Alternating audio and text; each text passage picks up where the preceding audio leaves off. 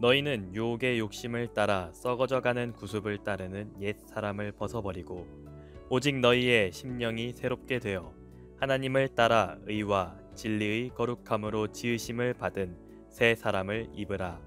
아멘. 새해 첫 주일입니다. 새해 복 많이 받으십시오. 새해에도 하나님의 은혜와 사랑으로 건강하고 행복하게 살아가시길 주님의 이름으로 축복합니다. 2020년이라는 날짜가 3일 만에 벌써 작년이 되어버렸습니다. 제가 작년 30일에 참 오랜만에 인터넷 메일을 열어보니 안 열어본 메일이 수백 개가 있었습니다. 전부 광고와 공지 안내였습니다. 메일을 지워나가다 보내니가 행복한가라는 에세이 카페에서 보낸 글이 눈에 띄었습니다. 제목이 살다 보니 깨닫게 되는 것 3가지였습니다. 그냥 되는 것 하면 그냥 지나쳤을 건데 3가지라고 해서 그 3가지가 궁금해졌습니다. 그 내용을 잠깐 보겠습니다. 살다 보면 계획대로 또 의도하고 원하는 대로 흘러가지 않는 상황들이 많다. 그런 상황들을 통해 우리는 깨달음을 얻고 배우며 우리 삶을 더 성숙하게 만들어 간다.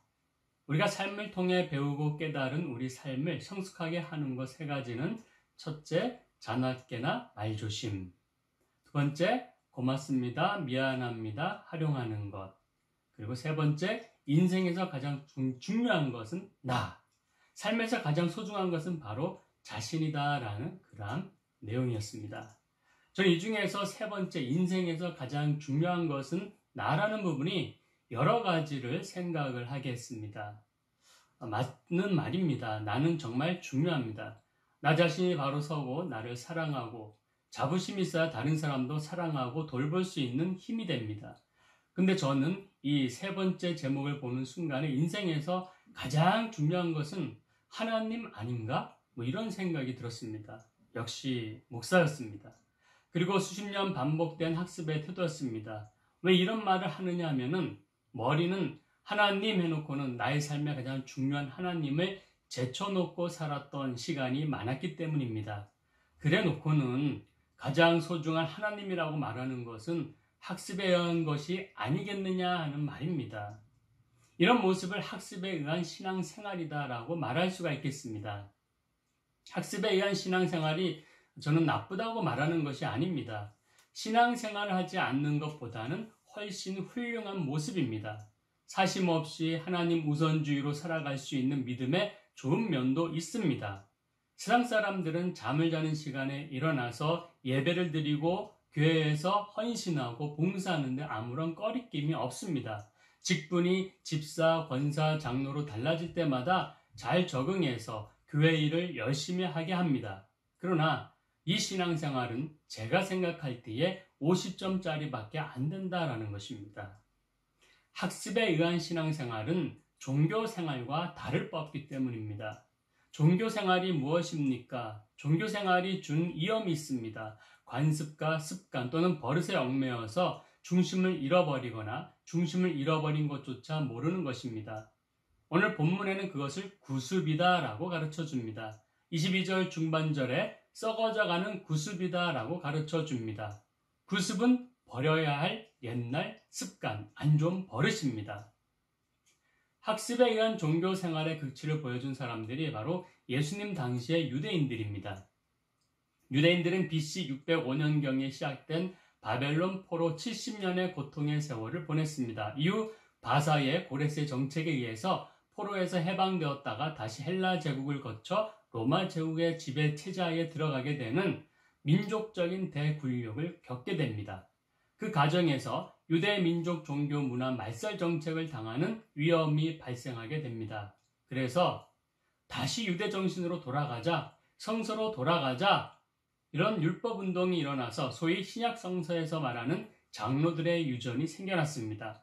그래야지 하나님의 법을 잘 지켜서 하나님의 노여움을 풀고 하나님의 도우심으로 이스라엘 유다의 옛 영광을 되찾자라는 그러한 취지로 일어나게 된 운동입니다. 율법을 더욱 잘 지켜서 엄격하게 규칙을 지켜서 행하는 율법을 만들게 됩니다. 이 율법이 무엇입니까? 율법이란 보통은 십계명을 중심으로 한 모세오경을 가리키나 때로는 구약 성서 전체를 가리키기도 합니다. 이 율법은 모두 613개의 항목으로 되어 있는데 지켜라는 강제 조목이 248개, 하지 말라라는 금계가 365개로 되어 있습니다.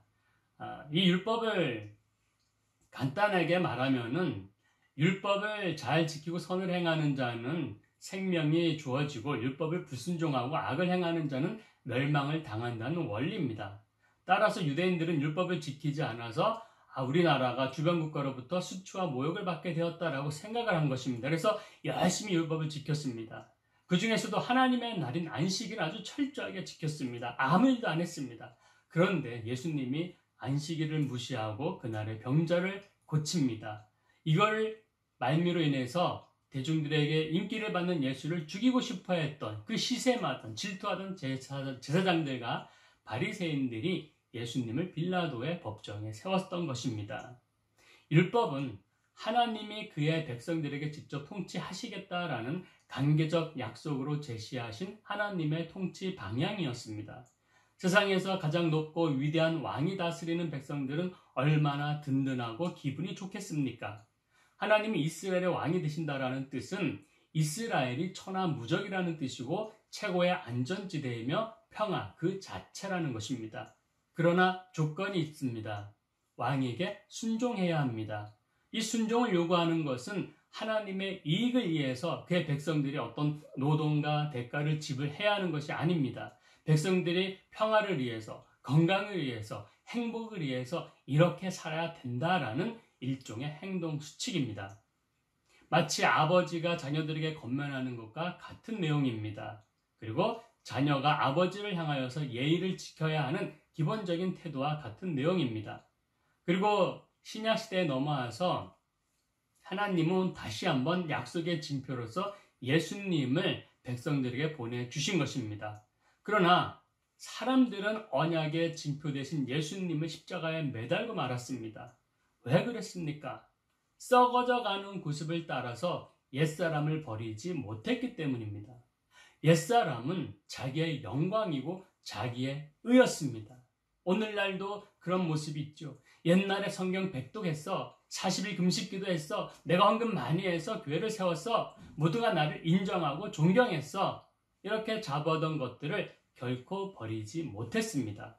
새 언약의 징표를 받아들이면 구습은 버려야 하기 때문에 반대로 새 언약을 받아들이지 못한 것입니다.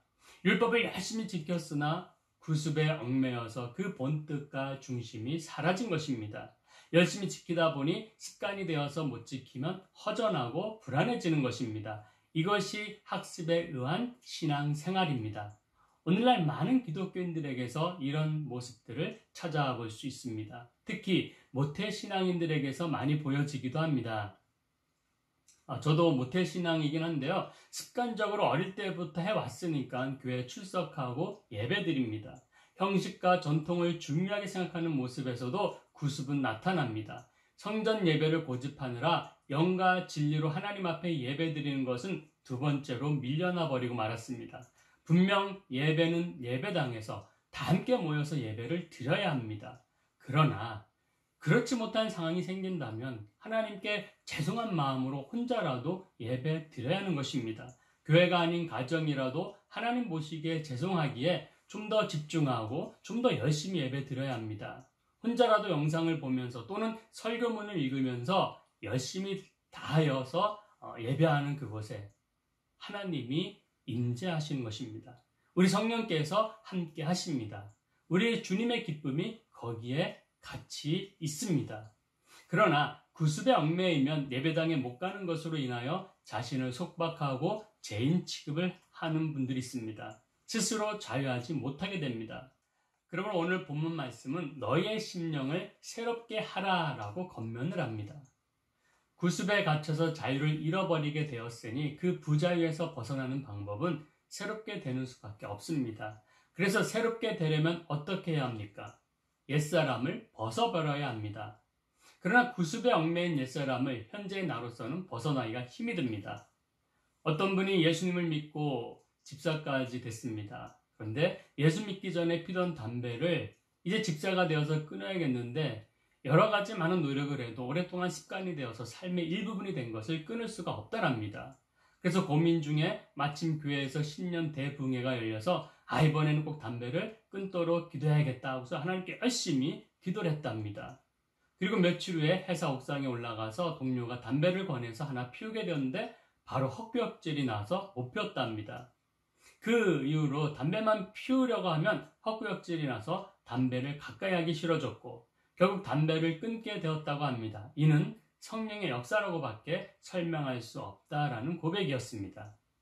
나의 능력으로 해결할 수 없는 구습에서 벗어나는 방법은 바로 성령의 도우심입니다. 주님의 강권적인 인도하심이 필요합니다.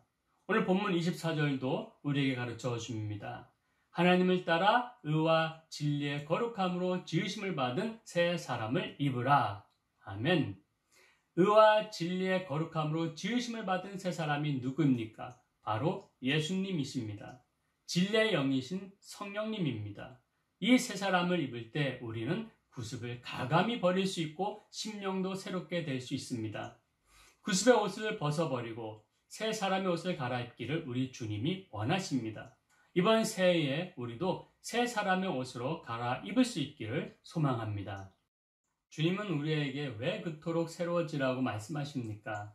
새 사람의 옷을 입으라고 하십니까? 바로 예수님 때문입니다. 예수님은 율법을 폐하러 오신 분이 아니라 완전하게 하기 위해 오신 분이십니다. 다시 말하면 율법의 완성은 예수님이 활용점정으로 율법 위에 계실 때 완성되는 것입니다. 그러나 유대인들은 예수님을 십자가에 매달아 버리고 말았습니다. 그래서 그들에게 예수님이 안 계신 율법은 마치 안고 없는 찐빵이 되어버렸습니다. 예수님이 계셔야 완성이 되는 것입니다. 그런데 율법 위에 예수님이 안 계신 것입니다. 그래서 우리가 하나님의 법을 행할 때에 행위로만 그치는 종교가 아니라 그 속에 예수님이 계시면 온전한 신앙생활이 되는 것입니다. 그 온전함으로 우리는 아름다운 존재가 될 수 있습니다. 하나님이 세상을 아름답게 창조하셨습니다. 하나님 스스로 감탄하실 정도로 아름답게 창조하셨습니다. 창세기 1장 31절에 어떻게 기록되어 있죠? 하나님이 지으신 그 모든 것을 보시니 보시기에 심히 좋았더라. 아멘. 하나님께서 보시기에 너무 좋구나, 예쁘구나, 아름답구나 감탄하신 것입니다. 그래서 하나님은 이 아름다운 세상이 계속 아름답게 유지되기를 원하셨습니다. 그래서 관리자로 사람을 세우셨습니다. 최초의 사람은 하나님의 형상을 따라 지음받은 몸이기에 스스로 생각하고 판단하고 결정할 수 있는 자유의지가 있어서 상상하고 창의적으로 만들고 예측할 수 있는 능력이 있었습니다. 그 능력으로 세상을 아름답게 만들 수 있게 되었습니다. 그러나 죄의 유혹에 넘어가 아름답게 만들 능력과 자격을 잃어버렸습니다. 그래서 하나님은 세상을 아름답게 만드는 법을 주셨죠. 그것이 율법입니다. 그러나 그것마저 사람들은 이용만 할 뿐 제대로 사용하지 못했습니다. 그렇게 잘 안 되자 하나님은 마지막으로 독생자 예수님을 세상에 내주셨습니다.